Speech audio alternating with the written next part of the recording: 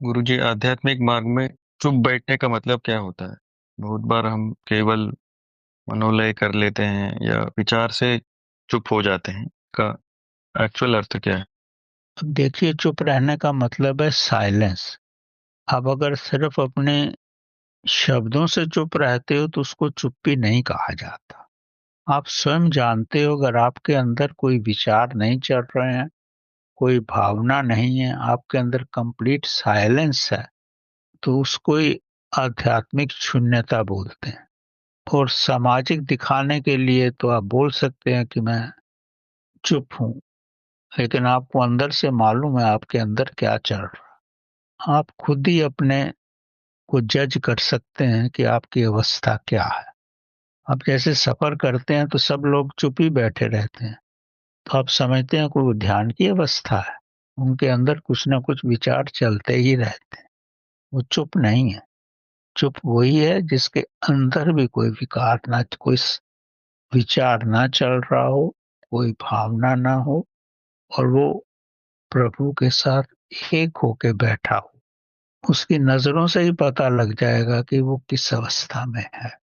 उस अवस्था में जब आप आ जाओगे, तब आप किसी से बात भी करना चाहोगे तो आपको लगेगा बहुत शक्ति नष्ट हो रही है, उस बात का जवाब भी नहीं दोगे। एक फिलोसफर थे, वो सुबह सुबह घूमने जाते थे अपने एक पड़ोसी के साथ। वो चलते थे, कोई बात नहीं होती थी, वापिस आ जाते। एक बार पड़ोसी का एक दोस्त आया, तो उसको भी अपने साथ ले गए। तो रास्ते में चलते उसने कहा मौसम बड़ा अच्छा है, तो किसी ने कोई जवाब नहीं दिया। तो दूसरे दिन जब फिलोसफर अपने दोस्त से मिले तो बोले, तेरा जो दोस्त आया ना, वो बहुत बातूनी है, उसको मत लेके आया कर। मतलब उनको इतना भी सुनना अच्छा नहीं लगा। तो ये शून्य अवस्था की पहचान है। चुप रहने की पहचान नहीं, शून्य अवस्था में जाने की पहचान। जो कि वो शून्य में ही घूमते थे, उनका उसको एक सेंटेंस सुनना भी उनके लिए कष्टदायक हो गया। ऐसी अवस्था आ जाती है।